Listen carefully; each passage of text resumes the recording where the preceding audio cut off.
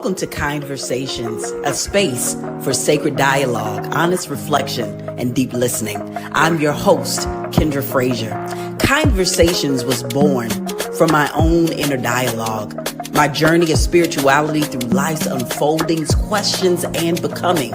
Along the way, I discovered something essential, that transformation often happens not in isolation, but in conversation. In this podcast, I sit with people from diverse faith traditions, spiritual paths, and lived experiences to explore one central question. What does devotion mean to you? And how does your relationship to the sacred shape your life? My hope is that each conversation becomes a light post for those who feel challenged, disconnected, or searching for belonging. And that through our shared reflection, you might find courage, clarity, and deeper connection to yourself. Wherever you are on your journey, you are welcome here.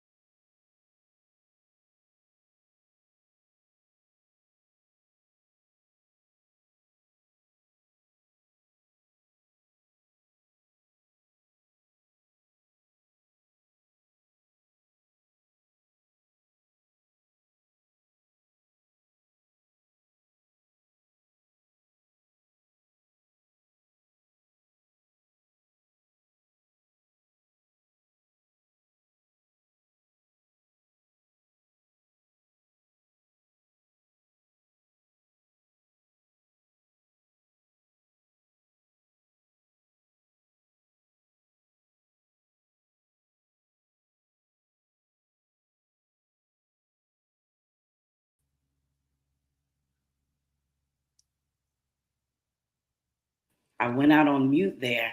How are you? No problem at all. Hello, Kendra. I am so grateful to be here and spend some time with you. That's how I am today. I'm excited that you're here. And my first question is, how are you arriving today?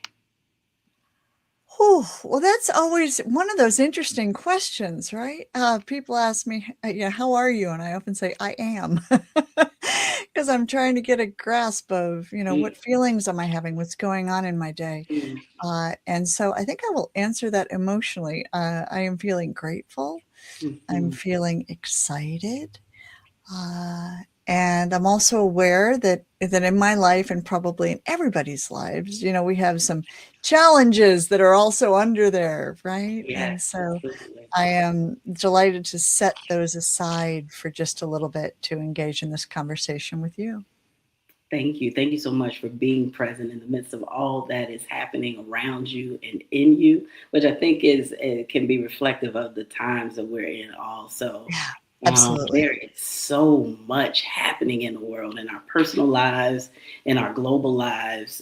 So I'm grateful that you've made the time to be present here today, and I don't take it for granted. I do have to acknowledge that Sarah has been here before. We have had this conversation, and this conversation got deleted for some odd reason, and you have been willing to say yes.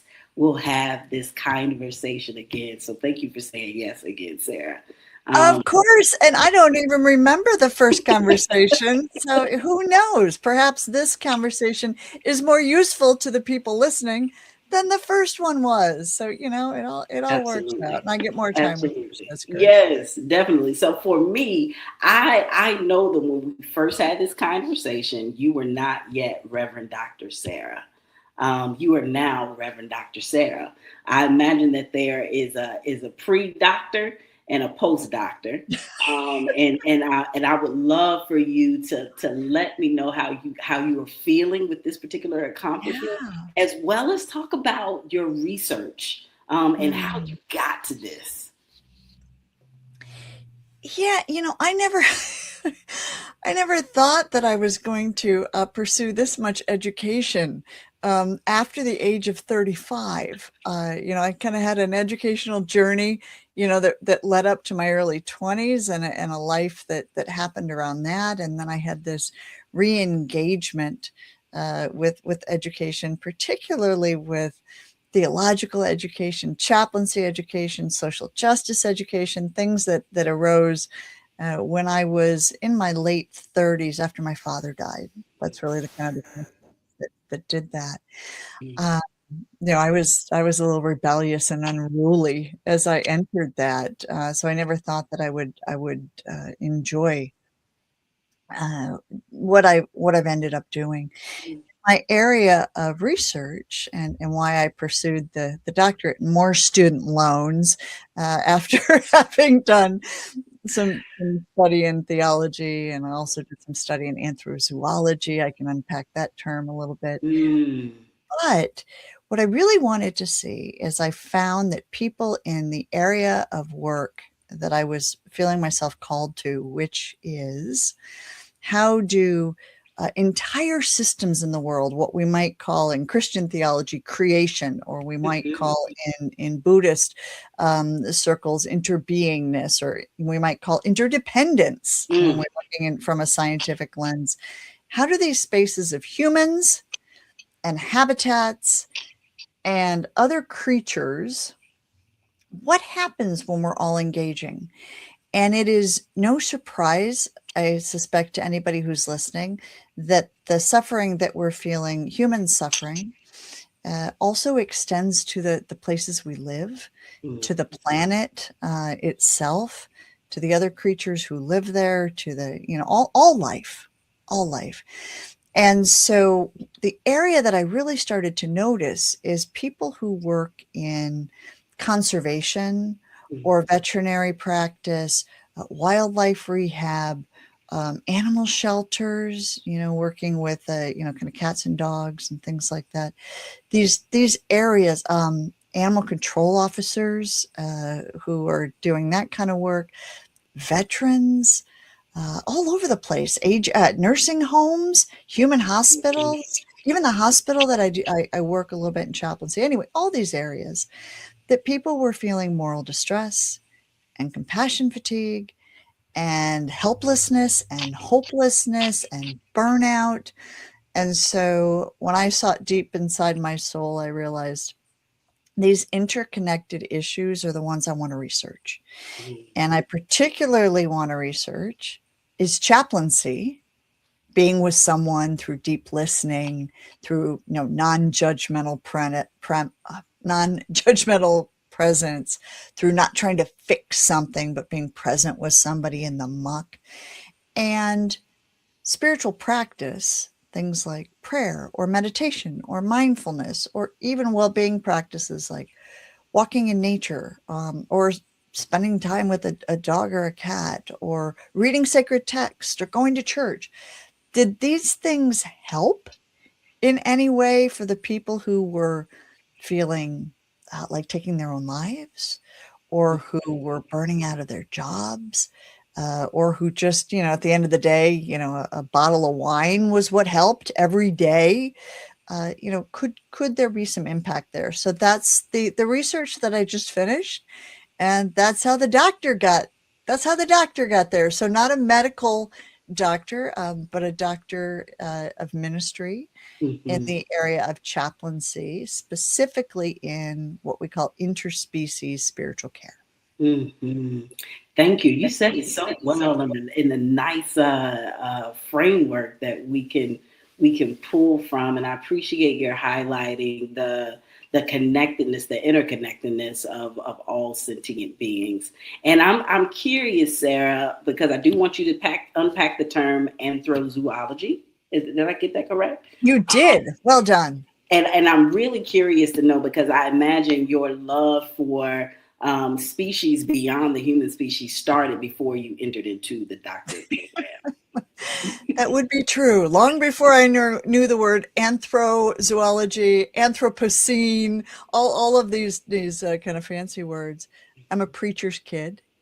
I was that preacher's kid, right? I was the one with the blue hair that stood up straight and the boyfriends and girlfriends I was not supposed to be having and, getting up into all sorts of things. But long before that, I was a small girl who watched my father be at a lot of funerals and nursing homes and mortuaries. And on the way to swim practice, my dad would take me to these places, my sister and I, or drop us in the hospital gift shop and say, "Watch them for half an hour. I gotta go give communion somewhere."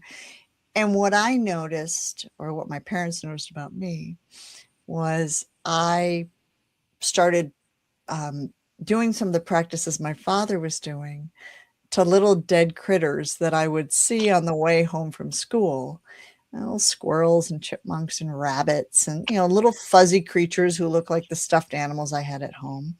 And I would use a stick and put them, kind of push them into my lunchbox and bring them home and grab my dad's clergy shirt, put it on and dig a hole in the backyard and give them little funerals and say, "May the force be with you, chipmunk," or squirrel or things like that. I didn't understand how we could kind of be so callous but I've learned later it wasn't callous, but how we could just leave. We wouldn't do this if this was our babies or our loved ones. Why were we doing this? And I was a kid. And so I did that practice and we went through a lot of lunch boxes because I would forget sometimes. And my mother would, yell, come bury this little dead critter, Sarah. And not everyone understood what I was doing. Not everybody listening right now may understand, what draws a child to do that. But what I think draws a child to do that is deep compassion. Mm-hmm. And a lot of sermons that you hear about in my church, it was, God having care and concern for creation and for all the creatures. And hearing the story of Noah's Ark probably far too many times as a 6-year-old. And that really settled in me in some way. And so I think that's when it started. When I got older, I learned that there were a lot of things that were going on that weren't okay with me in terms of, violence or suffering that were happening both on the animal side and the human side. That were going on and how interconnected these things were. We know that we know a lot about the connection between violence to animals and violence to humans. And so, I think these things bloom in us for a while before we can put words around them. And when I was in seminary, I started to be even more and more and more concerned about this interdependence or interconnectedness and what we call multi-species justice. And so I entered not only theology, because I'm still considered a little bit fringy in theology, right? A little fringy, because there aren't necessarily these views. But I also learned about anthrozoology, which is the study of how humans and other creatures interrelate. So, why do we do some of the things that we do? And the obvious is things like pet loss, right? That's an obvious.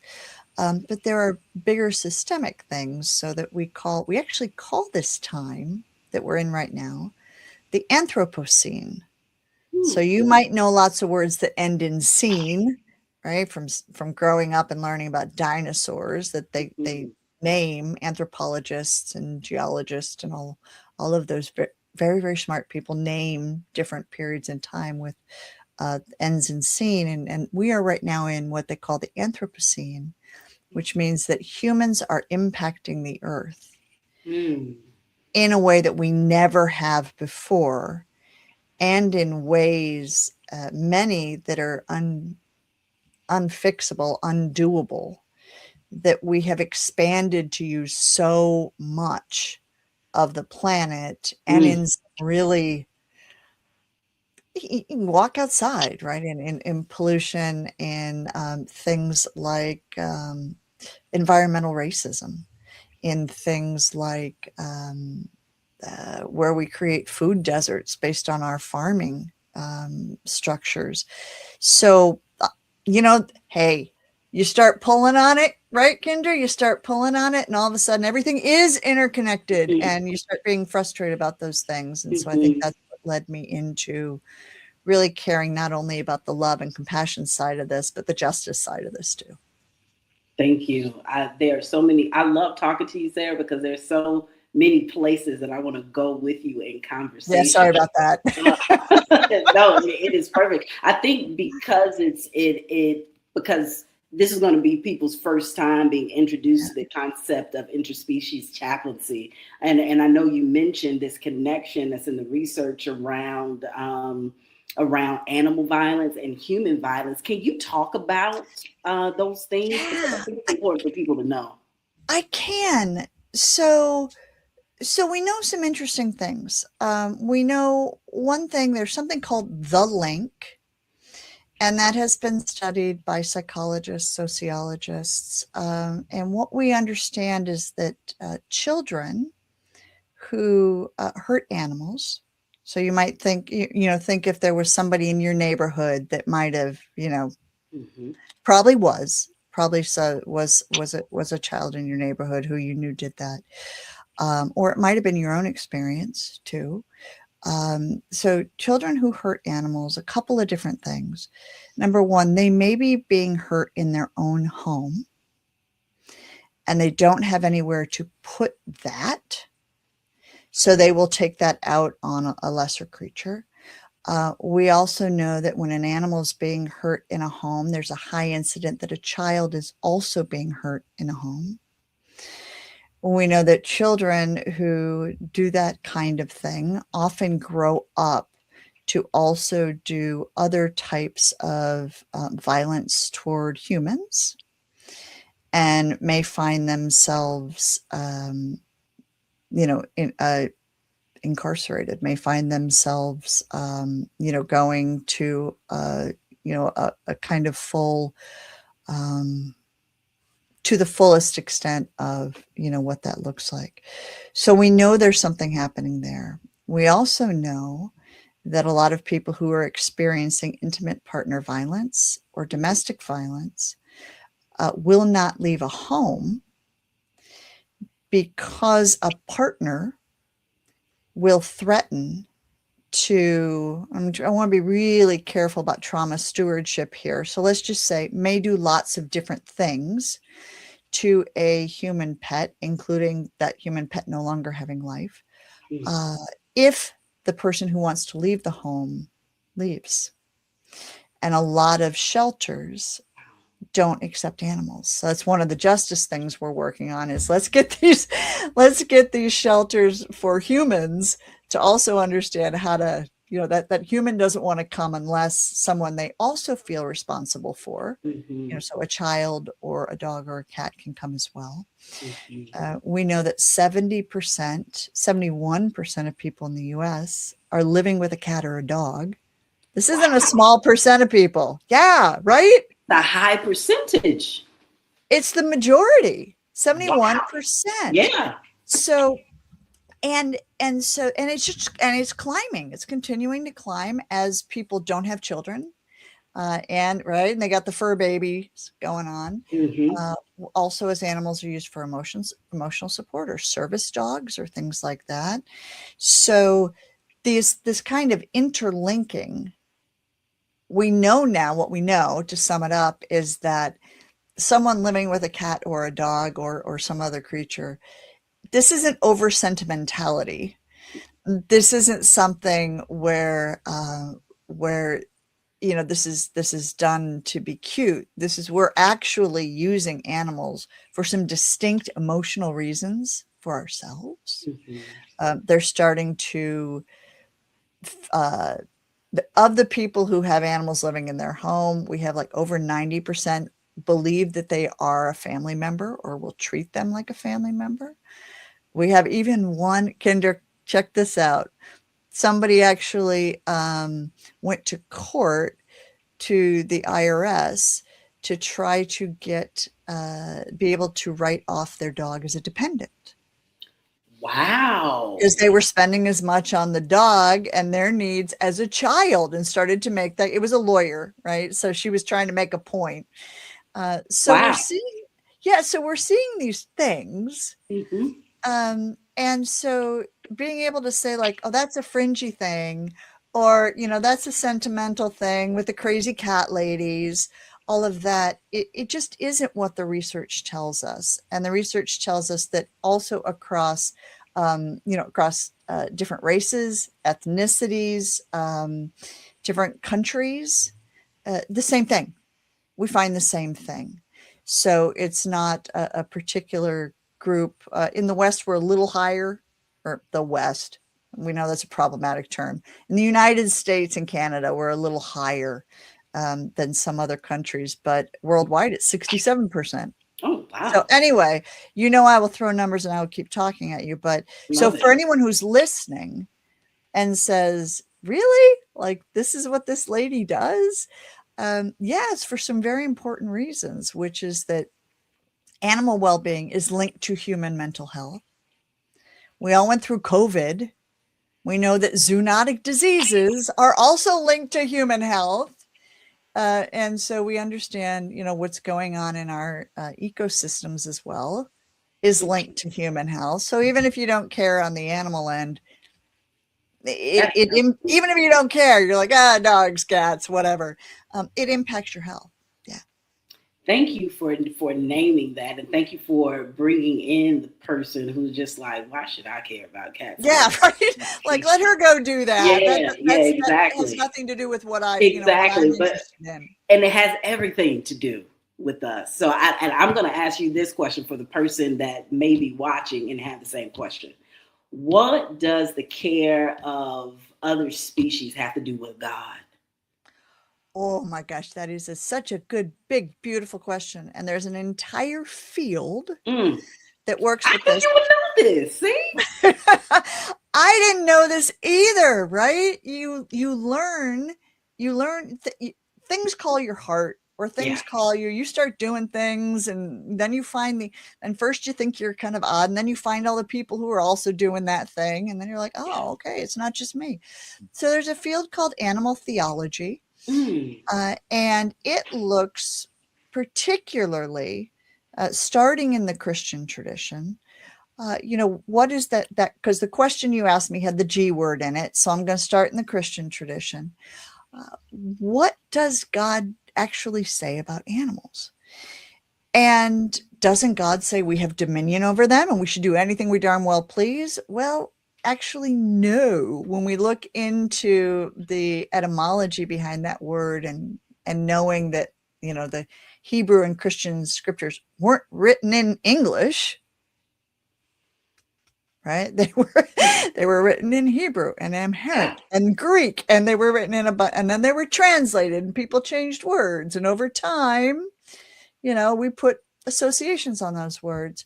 So when the scholars who do this work and go back into the Bible and go back into the Hebrew scriptures and read them, say, no, there's care and consideration here. It's not about just natural resources. It's not just about here's these things. And we know they're sentient. They're, they have feelings and pain and empathy. We know animals have grief. Many species have grief. They have compassion. They do all sorts of wild things. Some birds have funerals. Animals have memories. They remember their past. They're, all sorts. It's fascinating. So, but from a theological lens, what we find is the creator cared about the created. All over the Psalms. There's also a very interesting argument, and folks, you may or may not buy this, but there's a very interesting argument. When Jesus, there's a story, and if you don't know this story, let me just lay it out a little bit. Jesus goes into the temple. Jesus is Jewish. He goes into the temple, and he gets ticked off, gets angry, and the store and flips tables over, and gets very upset about what he sees going on. Not because it's Jewish, it's because he sees something. Okay, what is it that he sees? So the normal story says, well, he doesn't like the money changers that are profiting off the people coming in through the temple to make their offerings to God. And so he's mad at the money changers. Well, you could also read that story, and the first thing he does when he comes in is he frees the birds and he frees the animals to go out of the temple. Wow. Why was the money being exchanged? So that animals could be killed in the temple, right? For God, one of the reasons, right? Not the only reasons. If you read it, it's like he freed the doves, he freed the animals, and then he got ticked off at the people at the stalls. So an animal theologian might read that and say, Gotcha.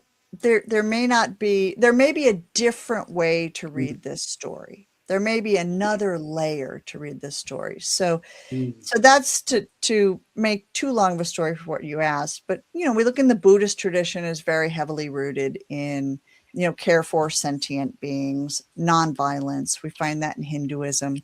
We find it in a lot of indigenous spiritualities and traditions, this idea of animals aren't just here to, do whatever you want, make products out of them, just treat them however you want. It doesn't matter. So when we look across the board, and which we do at the Academy, so the American Academy of Religion has an animals and religion unit, and we look at these types of stories and we start to say, have we been putting humans first and all of this kind of stuff? And is that our ego? I don't know. So folks, you'll have to make your own decision, but go back and read your sacred text, take a little lurk, and go Google animal theology if you're curious. If not, just leave what I just said and say that doesn't apply to me. I don't care. That's fine too. I am definitely going to be Googling animal theology for sure.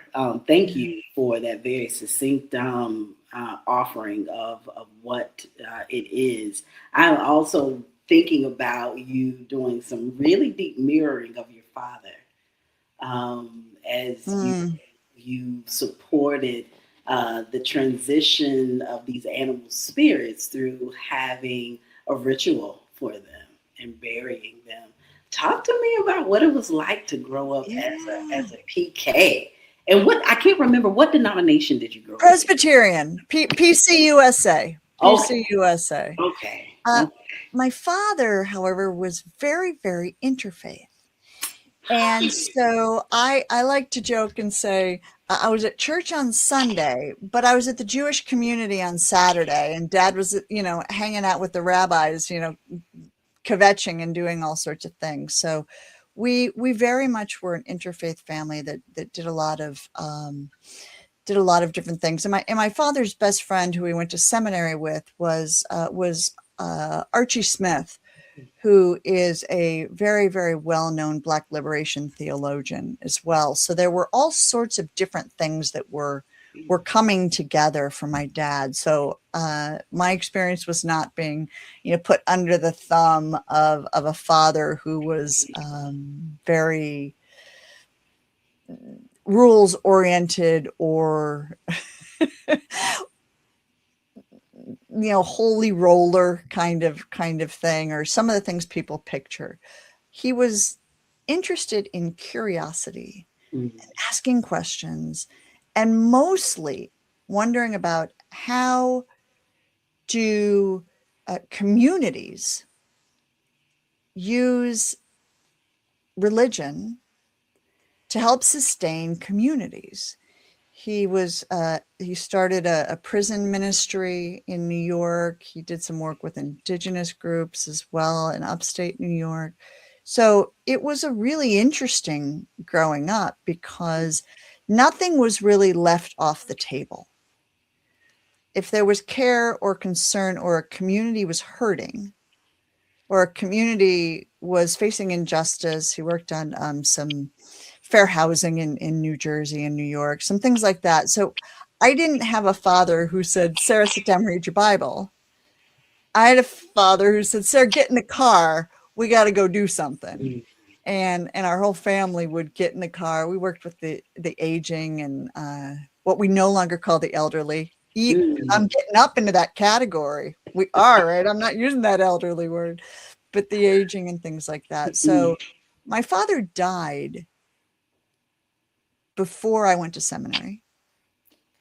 My father died before I started a chaplaincy program. I teach animal chaplains, and to do this type of work to help people through pet loss or to help people through, veterinary compassion fatigue or all of these things. So I have a lot of curiosity to Kyndra about what he would think about his daughter, who's mirroring in some ways and also expanding some of his lessons and what I learned in some other ways. I have a lot of curiosity. I don't know. Perhaps one day I'll know. No, that's super helpful. I'm thinking about the people that I'm connected to who have recently lost parents. And so I'm wondering for you, Sarah, because it's interesting. I have a sorority sister who's one of my favorite folks, who talks about the stretching of having to navigate the sudden loss of her father. Oh, yeah. And they also owned a funeral service. So there's an aspect of her that's very much acquainted with death and with dying. Yeah. And I imagine that might be similar for you in terms of being able to be present with your father when he's visiting hospitals and having to make pronouncements with doctors or other professionals. So I'm wondering how you held space for your experience with death and dying and how you navigated that with the transition of your father. Ooh, that's a good question. I'm going to be open and vulnerable and show my soft underbelly here. When I had written my first book, which was based on his sermons, I wrote it right after his death because what I inherited, I did not have a rich preacher father. I had I inherited 1,500 sermons. Wow. And I read them over a series of 7 years and wrote this book. And when the book came out, I went to different churches. And it had the story of his death right at the beginning of it and how I worked with it and why I was writing this book. And one of the women in one of his churches said, I just need to share a story about your father from when you were about 14, 15 years old. And I thought, oh, here it comes.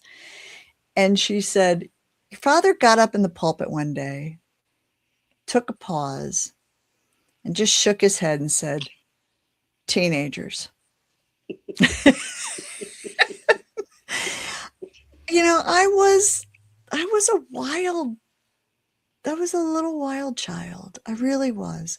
So when my father died, I was struggling with a lot of challenges of living. And how I solved those challenges of living was a bottle of wine every night. I'm now just shy of 20 years sober. And that's part of my story, and that's public, and that is no problem sharing it with you all. So when my father died, that really kicked off for me. I don't know how to cope with this. I don't know how to handle this. There are so many things you have to do when someone dies that are practical. And there are so many things that happened in my family that were emotional and brought up power dynamics and all sorts of things. It was not easy. And so all the theoretics of, we work, this family works in death, were just gone. This family was experiencing death. We didn't know it was coming. It happened in 6 weeks. He was here. We were trying to fix it and fix it and fix it and fix it and fix it as organs were shutting down, which started with skin cancer. And then organs are shutting down. Boom, boom, boom, boom. He's gone. And I remember right before he died at the hospital, someone came in, cute little volunteer at the hospital. And she walks in with her cart of books. And she says, "And what would your father like to read today?" And I look at my dad, and he's swollen and he's yellow and he's just the whole thing. And Dad's not reading today. Dad hasn't read in a while. Dad's not going to be reading. And I just turned, and everything I was feeling just went right at this person. How dare you come in? Have you not read the chart, et cetera, et cetera? Now I work in a hospital now. I understand that she just goes room to room to room and asks those questions. But everything came out. And when he died, Kendra, the first thing I did was I walked up the street and I tried to find a church with doors open. And I got in and I just simply said, "I need clergy," to the janitor. "I need clergy." And they found me somebody. It took 4 churches for me to go somewhere where the door was not locked and there was a clergy person. And he sat down with me and said, "What's going on?" And I said, "My father spent most of his time dealing with everybody else. I didn't get a whole lot of him because he was a pastor. He's a great pastor, but I didn't get a whole lot of him. And I need clergy now." And someone, I'll tear up. This is over 22 years ago. Yeah. "I need someone's attention right now. I need care." And he said, "Well, do you have a Bible?" And I wanted to toss that thing at that man right there at that moment. Like, do I have a Bible? I just lost my dad. Right? Like, I don't understand what's going on right now. I don't want a Bible. Someone listen to me be angry for a little while. You know, he worked for God. He's 65 years old. This isn't fair. Somebody listen to me. And that man gave me a Bible. And I took it to, bless his heart. He was doing the best he could at that moment. That was it. That was it. He listened to me for maybe 5 or 10 minutes. Right? I don't remember. What I remember is he gave me a Bible and I went to Central Park and I just bawled over the thing for a while. Yeah. I think that was a very long story, folks, as I am prone to do. But I think what it drove for me was the necessity of chaplaincy, and how chaplaincy pastors and priests and rabbis and all of our spiritual heads are absolutely needed to run communities and to listen and to do what they do. Not all of them have the time or the training to be able to sit and listen. There's lots of reasons they can't. My father's going from left to right to left to right, and I'm sure he could listen to some folks and some didn't get a lot of time. So that for me is why chaplains are so very, very important to have in a lot of different places. People who just have no agenda and we can sit and listen to someone. And that's why for me, animal chaplaincy, people who can just sit with someone who've experienced the loss of a companion animal or a pet, or who are having a hard day working at the animal shelter, or whose kid just got bit by a police dog. I've had that too. Or rats moved into the basement and someone doesn't know what to do. So all of these kind of things, someone who can sit and help with those particular issues is why it matters to me, and why that's what I train people doing now in the animal chaplaincy training program. Yeah, it matters. Being listened to in that deepest way. That's all the thanatology, all the theory, all the research papers I want to point you all towards, all the books I want to recommend. Someone just needs to sit and listen to us. That's it. Yeah, thank you for sharing all of that. I don't think it was long at all. I think that you're helping some folks, particularly the folks who have grown up with parents whose fields required them to be outside of the home and they didn't understand how to balance the call and the ministry of home. I Oh, think yeah. that's so many folks. Yeah. It's including me. I'm not great at it. Mm-hmm. I'm not great at it. I'm working on it every day. Clergy burnout's real. Absolutely. And working in nonprofits is real. And working in Mm-hmm. justice work, it's real. That phone rings and you need to be somewhere you go. And that's my growing edge. How do I better take care of, how do I do better with the husband who's like, you're gone again? Mm-hmm. What time are you going to be done today, Sarah? Oh, about 9 p.m. Really, Sarah? And then I get into my, I'm not always holy, folks. I'm not always holy. Yeah. So it's true. How do we balance that? And I think that's also where the role of therapists and people who are trained really well in not only listening, but pushing back, or good friends you work with. That can also be, if you can hold that boundary of getting self-care at work and accountability and also do the job. It's blurry. But if you do that. Yeah. I think in your sharing, thank you so much for your heartfelt share as well. You named something that I think is really important when we consider the ways that we can get in the habits of doing, particularly when you named we were a family that had the semblance of working with death, but we were really experiencing death. I think about my time as a chaplain. I was really experiencing all the death and dying that was around me. I wasn't really being intentional to work it out of me.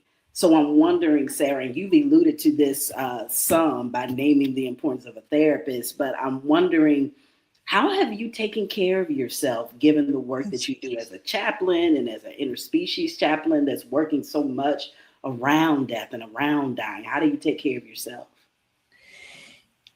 So I get this question a lot when I do podcasts or when I do things, and I go, there's a part of my head that says, you're going to be recorded, Sarah. People are going to hear this, right? And then there's a part of me that says, yes, you're recorded. Be honest. And so my what I would call my well-being practices or spiritual practices are a little odd, I think. But they might not be, because I hear from other people, hey, I do that too, but I didn't realize it was a well-being practice. So every day I wake up and I do a practice I call Good Morning Habitat, which is I sit outside wherever I am for 10 minutes using a timer, not my phone, because it's going to start going ping, ping, ping, ping, ping, using a timer. And I can't get up for that 10 minutes. I try to make 15 if I can. And I just acclimate to where I am and what the day is. I'm not creating a list or what I have to do or what I have to focus. I just sit. Not trying to meditate. I just sit.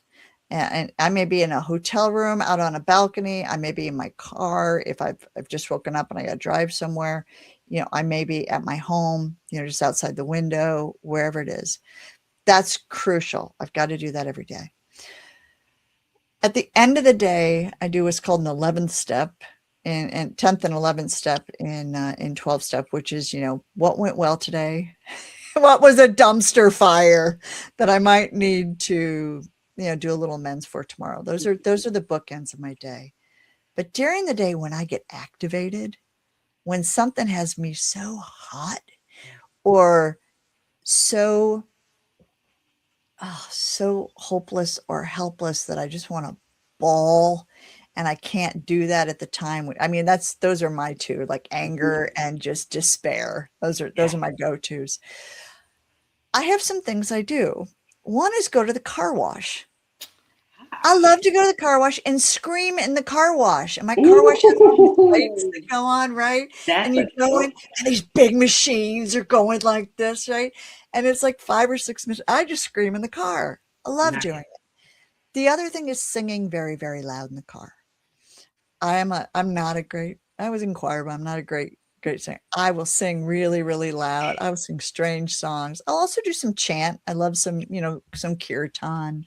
I love some praise music. I love all sorts of things. And I also love thrashing grunge from the 80s and 90s, like just hanger music. So loud singing, car washes. I love stuffed animals. I'll say it. I'll say it on public. Go ahead and say it. Let the world know. Do you know that like 60% of people still have their childhood teddy bear? 60%? Yeah, it's like 60% in the US. They did a study. Build-A-Bear did a study. I think it was 60%. Don't quote me on that. I do have an article that I'll give you. But it's high. It's a high percentage. So sometimes I keep in my car little things like this. I give these out too. Little things that, remind me of being a 5 or 6-year-old holding a little creature in bed. Right. So, I mean, we also know clinically that touching soft will bring us back in our body. So just being able to have something like this and just go like this, that'll bring us right back into our body. It's why some of us like petting cats. I also read a lot of science fiction. I also read a lot of horrible dystopian stuff. The end of the world. I love that stuff. And, who's going to live and who's going to save and, all that kind of, crap. Not crap. Thank you, authors. Keep writing it. But all of that. But you noticed I just put crap on it because I'm trying to take back, right? Something I just said that may not be. I sit zazen on my cushion for 2 hours. So when I teach people about moral distress, compassion fatigue, what I always say is find the things that when you do, you have emotional release. What do you do during your day? Yeah.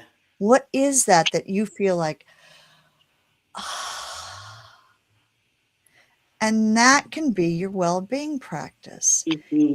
When you take a shower or when you take a bath or when you walk around the block or when you write a letter to, I don't know, does anybody have pen pals anymore? But, when you do something and you feel,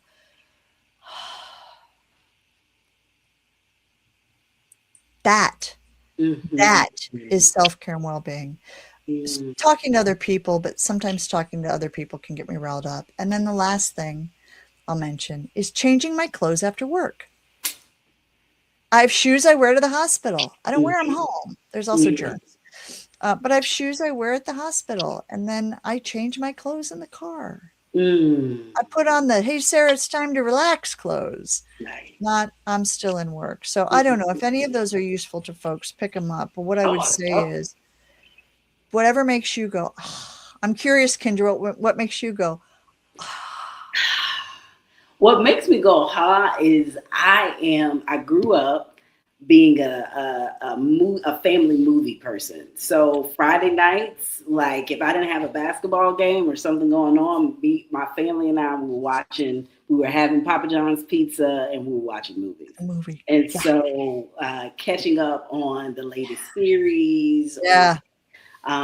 Big fan of Stranger Things, shows like that. There's another one, I think that's called The Burrows that the same producers of Stranger Things created. I'll pick that up. So like sci-fi stuff I really enjoy. And just going to stick my feet in the grass is always helpful. And I have a beautiful porch. And so I like to sit outside and feel the breeze against my skin and watch the neighborhood pass. I love that. Grounding. Absolutely. Yeah. And every now and again, because of the contract work that I do with the Early Head Start program, I get a chance to play with 1, 2, and 3-year-olds. So that's always like really juicy for me. Yeah. Thank you. I can see that. Yeah. I worked at a summer camp for a while and just like the infectious joy of kids, especially for those of us who might not have our own children. Being able to borrow somebody else's for just a little while. Yes. Just want to borrow them and that works. Yeah. I think it's the most important question you've asked me today because it is hard being on this planet. It is hard. And whatever it is that you who are listening or watching, whatever it is that is your piece of the puzzle here, the thing that breaks your heart, as we say around the seminary where I do some work as well, Mm. how do you use that which brings you joy to address that which breaks your heart? Absolutely. And I think that is the most important thing we've got to see. That the Surgeon General said, I think it was last year or the year before, our biggest epidemic in the United States is loneliness. Mm-hmm. And so how can we be with people? How can we deal with the suffering and the crisis and the polycrisis and all this? And also, how do we make sure we don't isolate? Because I am one who I will get me a pint of Ben and Jerry's non-dairy ice cream and Talk like about it. 14 hours of a German miniseries, and like, you're not going to see me for 2 days. That's it. Like, Sarah has gone down. Mm-hmm. So I think that question, and asking all of us, all of the folks who are listening and watching today too, what is it you do? Yeah.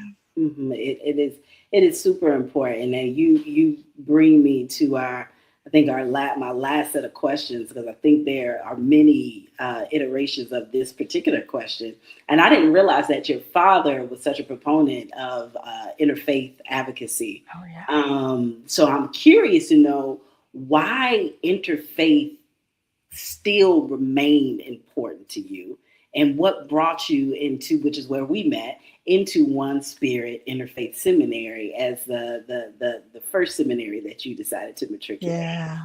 Yeah. I grew up around and now we didn't my interfaith was probably kind of by faith when I was a kid. It was very much a whole bunch of different Christian churches. So, we'd be at the Baptist church one Sunday, and I'd be in the Presbyterian church the next Sunday, and a lot of Jewish culture around me.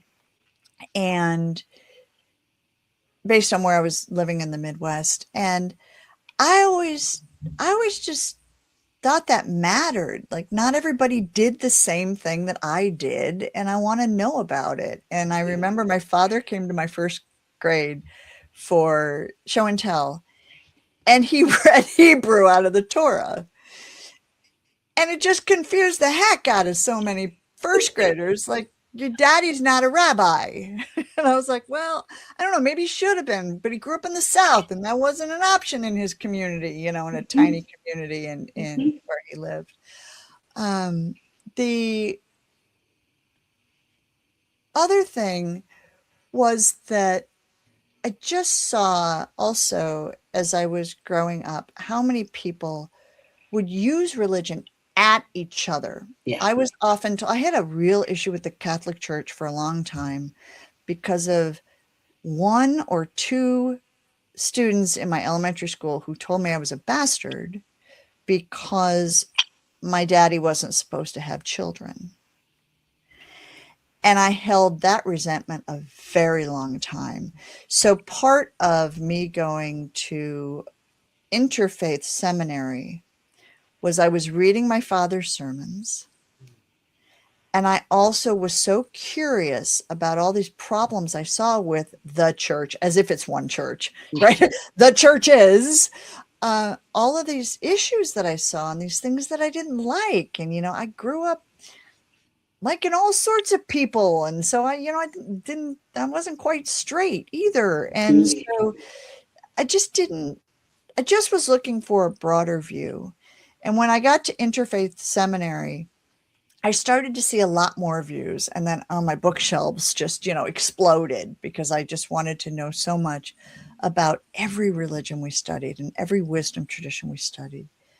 What is very funny is after that experience concluded, I felt called to go to a Christian seminary. If you would have told me that at age 20, I would have laughed right in your face.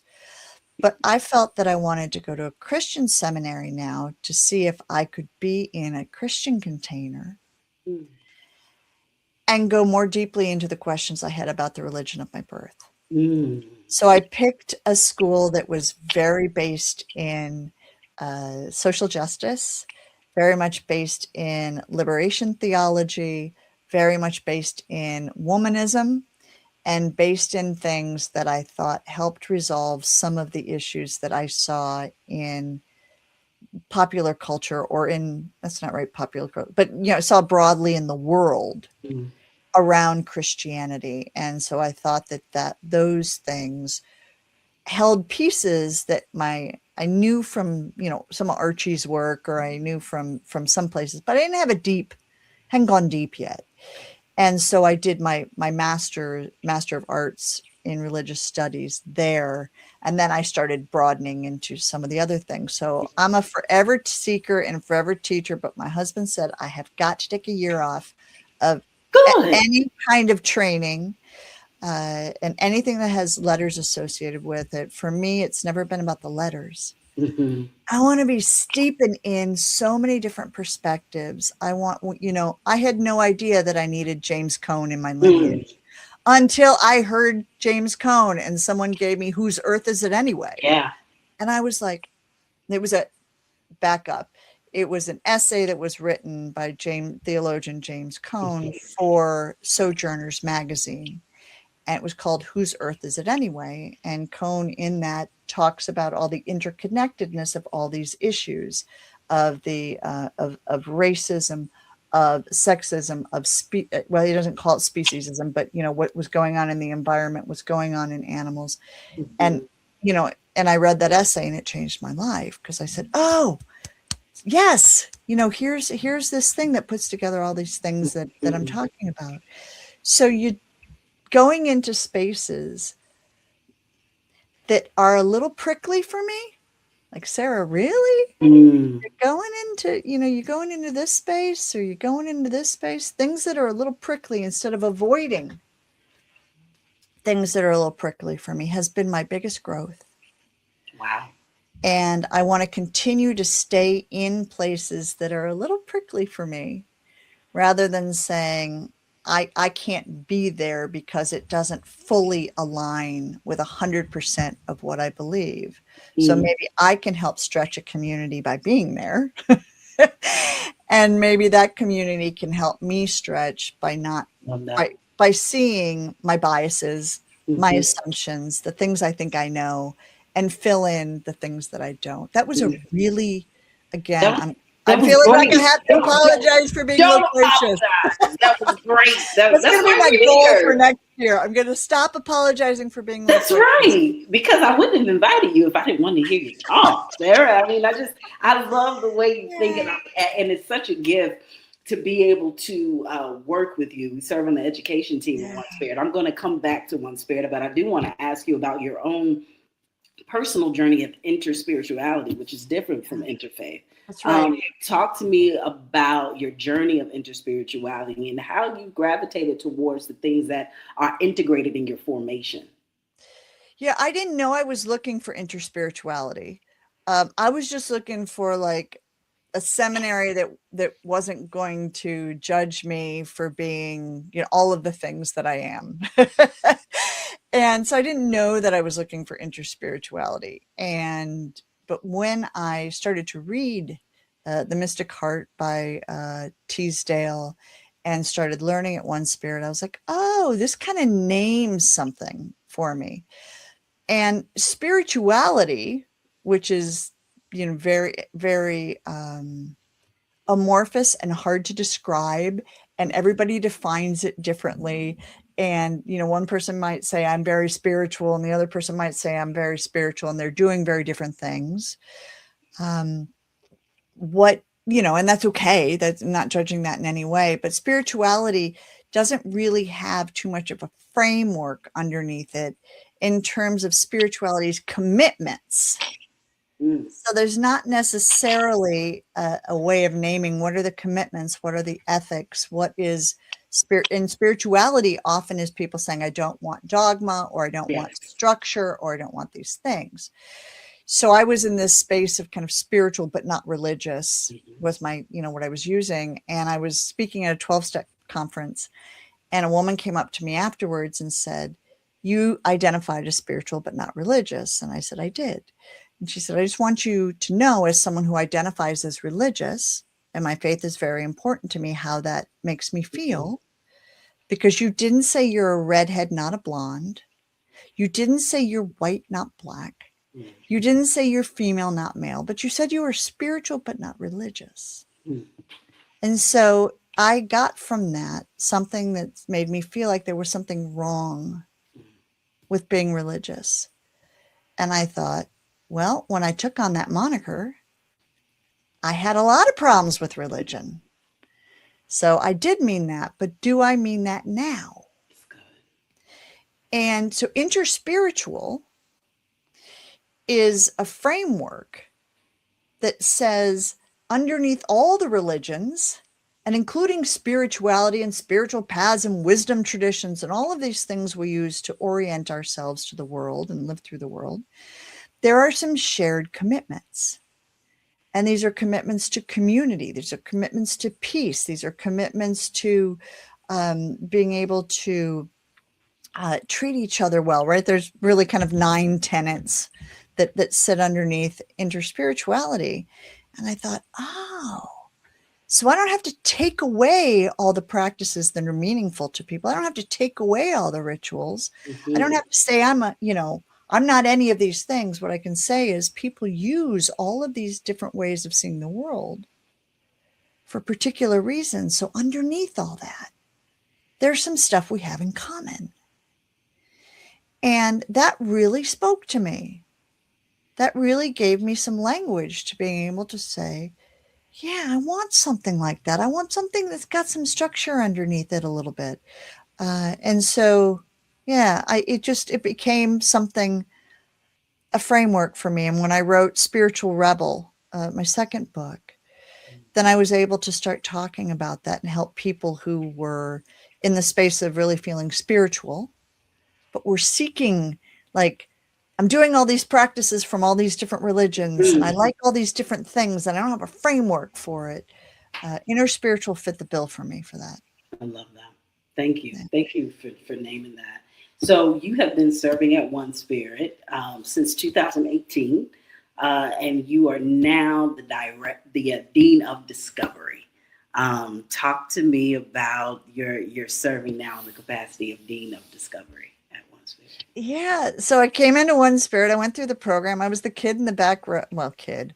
I was a person in her early 40s in the ripped jeans and not sure I wanted to be there. And, that kind of thing. And then when this interspirituality, really, really fell in for me, I realized I wanted to be part of helping others have that experience.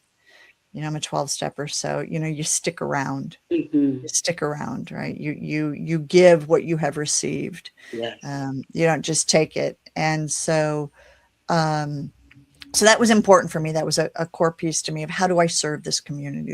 This community has been meaningful for me. This community is useful for me. How do I serve this community? And so I started working with the educational team, and I started doing a lot of volunteering, and I started to find the places where my particular Sarah-ness fit. And so that desire for knowledge and that desire for being able to find oneself and excavate the things one needs to excavate and work with those things and work with these multi-perspectives and things like that. That just really, I wanted to be able to do that with other people. And so I love the work. I love being in the organization. I love helping people discover. And we come in knowing things, and we come in even knowing deep things into that seminary, but there's a process of formation that happens in seminary, a little different than many other academic pursuits that we have. But this really discovering who you are and what is yours to do in the world. And I think that's there can be no greater pursuit for me than what is Sarah here to do, and what is Sarah here to be? Because I get over on the doingness, folks. A lot of doingness, and so yeah. I enjoy working with the team. I enjoy working with you, and your commitment what systems look like, and Aaliyah's commitment to, what does formation look like. And I love working on a team where we all, again, like interspirituality, we are all very different. We are.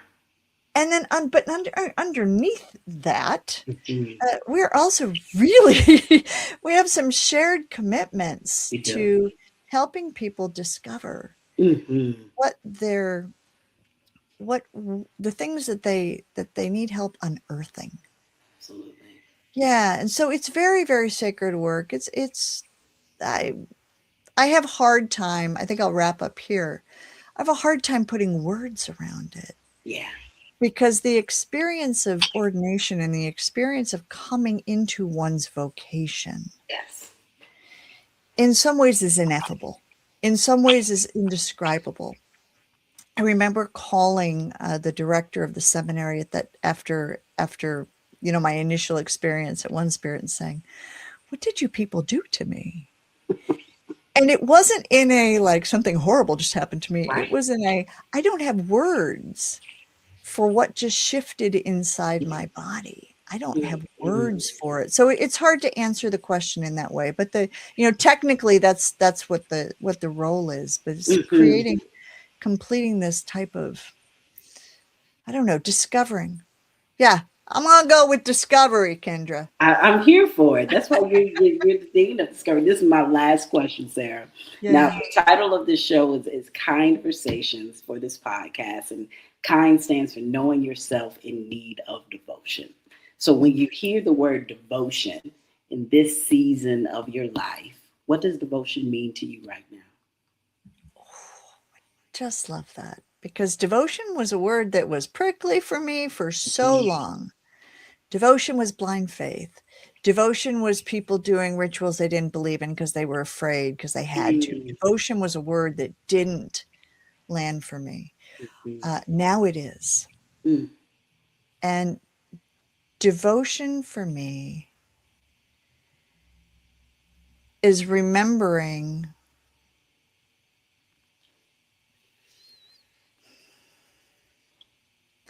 that there is only one Sarah, but that Sarah is connected to a higher purpose beyond myself and a higher power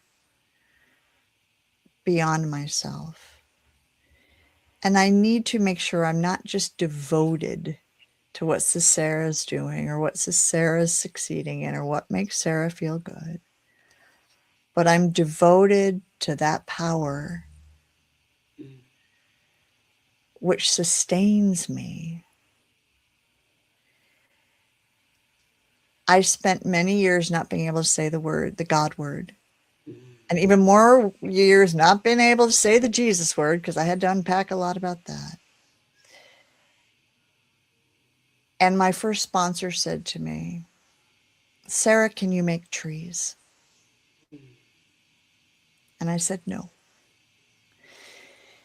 And she said, well, someone or something can. Devote yourself to that. And so my first working name for the divine, for whatever, I have 1,000 names now for whatever we might call that, was that which makes trees. Ooh. Wow. And so devotion for me is remembering, stay devoted to that which makes trees. I love that, Reverend Dr. Sarah. For those that are watching, listening, may you be further acquainted with the source that makes trees. Thank you so much for coming on, Sarah. I am so grateful for you.